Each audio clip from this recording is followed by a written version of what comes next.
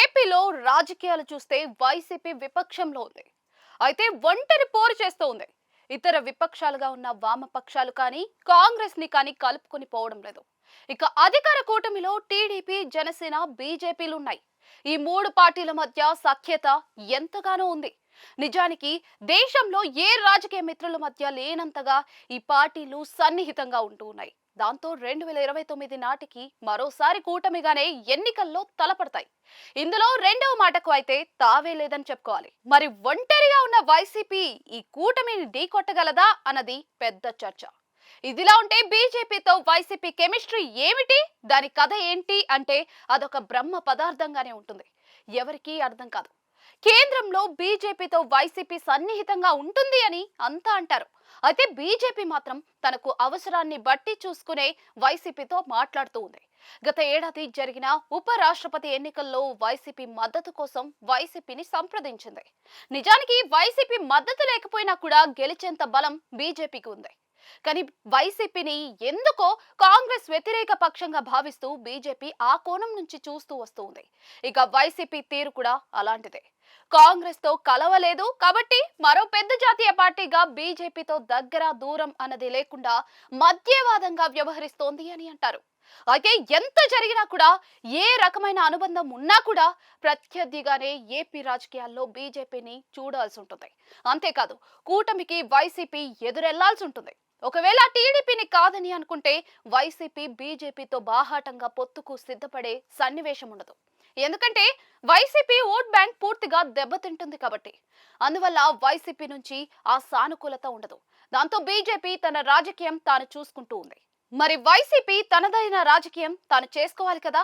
ఇంతవరకు ఆ దిశగా ఆలోచించిందా అంటే లేదు. కానీ ఇప్పుడిప్పుడే వైసీపీ కూడా ప్లాన్ బిలో ఉందని అంటూ ఉన్నారు.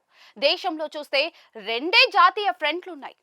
ఒకటి బీజేపీ నాయకత్వంలోని ఎన్డీఏ కూటమి, అలాగే మరొకటి కాంగ్రెస్ నాయకత్వంలోని ఇండియా కూటమి.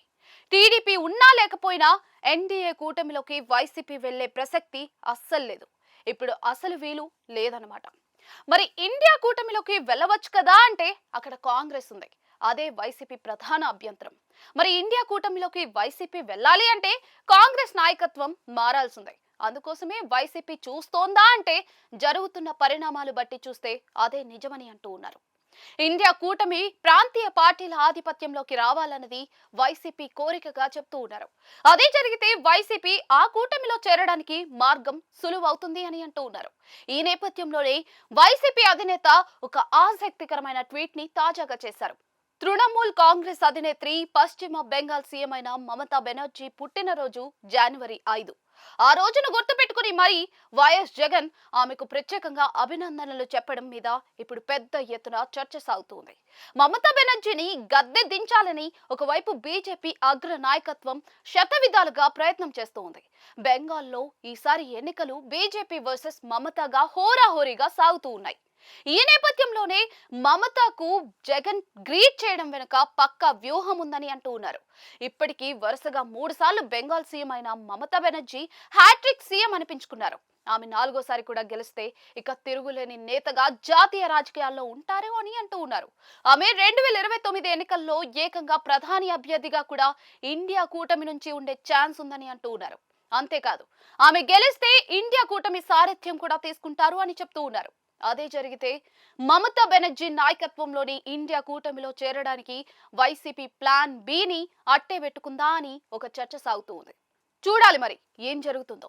జగన్ సాధారణంగా వేసే ట్వీట్లు అన్ని కూడా ఆలోచించుంటాయి. సో దీనిని అలాగే చూడాలని అంటూ ఉన్నారు.